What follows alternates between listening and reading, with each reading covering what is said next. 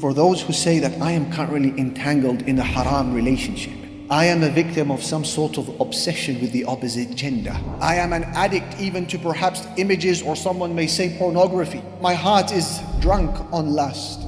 What do I do to free myself and to rediscover Allah and the world and the afterlife? I suggest for you and for me, dear brother, dear sister, a medicine that is made up of 7 components. The first component is the lowering of the gaze. Ibn al-Qayyim, he says, every calamity begins with the glance, and most wildfires begin with a spark.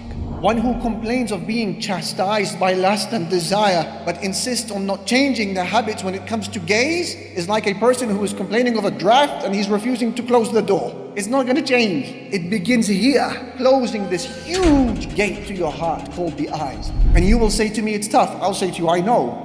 But Imam Ibn al-Qayyim, he says, the patience needed to lower the gaze is less than the patience needed for the consequences that follow if you don't lower your gaze.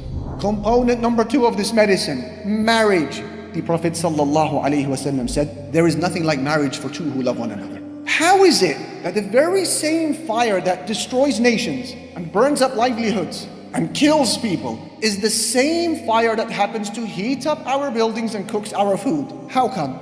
Well, because the first fire that destroys people was an untamed fire, unrestricted fire, uncontrolled, unchanneled, unguided, and so it killed and destroyed. Whereas the second fire that we benefit from, it comes to us through channels, pipes, cylinders. It's guided, it's limited, and so we grow and we eat, and we are warm and we are happy. The same can be said about relationships and sex. If it breaks free from the confines of Sharia, and it is outside of the parameters of a halal Islamic marriage, it burns, it injures, it causes regret, and it causes a scorching heat in this world and in the hereafter. Whereas when it is channeled through an Islamic marriage, it causes growth, it causes happiness, it brings about a joy. I swear by Allah, that is perhaps only second place to the joy of knowing Allah Jalla Jalaluhu. If, however, you discover that marriage is not feasible for one reason or another, for example, you need to run away with this girl and take her away from her father and against the will of her family for this marriage to happen, etc., then you walk away from the relationship if marriage is not feasible. Don't give farewells. Don't give her an Islamic sermon how this is for the sake of Allah. Don't do any of that. Change your number, delete the number, block the number, change the phone if you need to, change your scenario, lock the door, throw away the key. And with time you will recover, I promise. With time you will rediscover yourself and rediscover Allah and rediscover the home of the hereafter and rediscover the bigger picture of life. Because distance is dryness, as Ibn Taymiyyah said. And whenever you stop remembering something frequently, its effects on the heart will be released. Number 3, remember the deficiencies of the beloved. One poet, he says, if one was to recall the defects of the beloved, this person would no longer be besotted. Recall the defect. Like, get a grip. What is it, an angel? It's a human being. It's a man. It's a woman. Insan. Deficient. Relax. Why are you losing sleep? Why are you losing weight? Just in case you forgot, this person belches, burps, defecates, I'm sorry to say, urinates, vomits, menstruates. This person has bodily hair in all sorts of interesting places. This person has a horrible body odor if it's not controlled through baths and showering and perfumes. This person has all sorts of disgusting habits that have been carefully curated and edited and photoshopped and obscured during the courting phase through the masks of obsession. No, there's more to it. Relax, remember the deficiencies of the beloved. And that's why Ibn Taymiyyah, he said, passion, he said, obsession by definition is the corruption of knowledge and perception and imagination. It's not true. Number 4, remember the perfection of what awaits in Jannah. That will help us overcome it. And that is why the Prophet ﷺ describes both the men and women in Jannah. The Prophet ﷺ describes, first of all, the men of Jannah. He said, men in Jannah are given the strength of 100 men with respect to eating, drinking, desire, and marital relations. They are jurda, free of all bodily hair. Murda, no more beards. His eyes are anointed with kuhul, filled with vitality and strength and vibrancy and energy and excitement. These are the men of Jannah created in the form of our father Adam alayhi salatu wassalam. La ilaha illallah.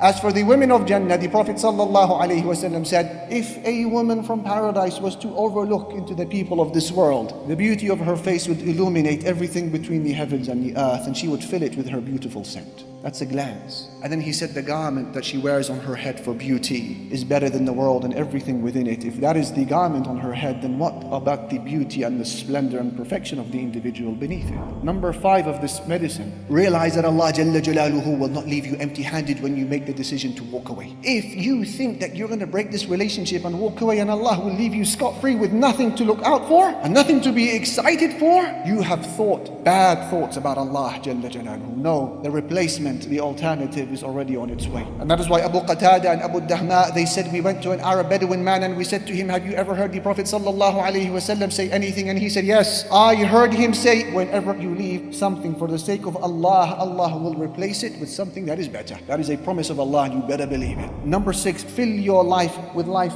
and afterlife defining activity. Don't keep your heart empty, because that will then become prone to every satanic whispering, every devilish thought, and every doubt in the religion. Many times the reason why we fall captive to these images and these conversations and these messages that come our way is not because we're weak, it's because our hearts are empty. There is nothing there, so anything can settle. The poet, he said, her love came to me before I knew what love was, but it met an empty heart, and so it resided, an empty heart. Brothers, they ask, how is it that we have so few narrations that deal with hormonal youth, how to address our children who are now teenagers and they're looking to the opposite gender? How come the hadith does not speak much about this age range? I say to you, because the Prophet sallallahu alaihi wasallam did not deal with it verbally. He dealt with it practically by giving those young men and young women projects to think about, so they were not going to be slowed down by no petty appetite in haram. Abdullah ibn Abbas, young man, you are responsible for tafsir. Abu Hurairah, young man, you're responsible for hadith. Khalid ibn Walid, you pick up the sword, jihad is your position. Usama ibn Zayd, 17, 18-year-old, no problem, you lead an army against the Roman Empire. Ja'far, you make your way to Abyssinia, give da'wah. Mus'ab, you go to Yathrib, Medina, give da'wah. Mu'adh ibn Jabal, you go to Yemen, give da'wah. Allahu Akbar. He activated within them a sense of purpose, a goal, a vision. What is your vision in life?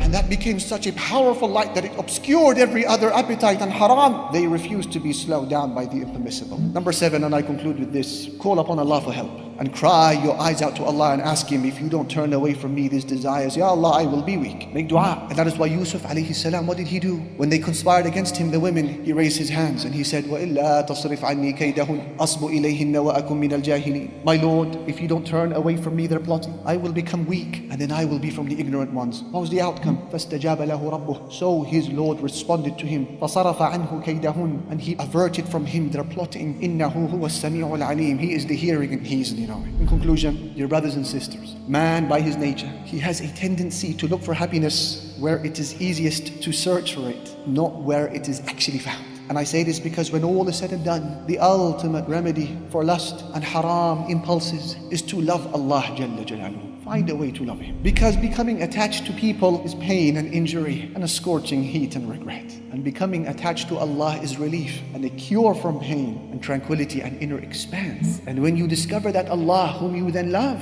you will discover a Lord who is not obsessed with your habits, but a Lord who wants from you your heart. And once you give Him your heart, He will then take care of your habits.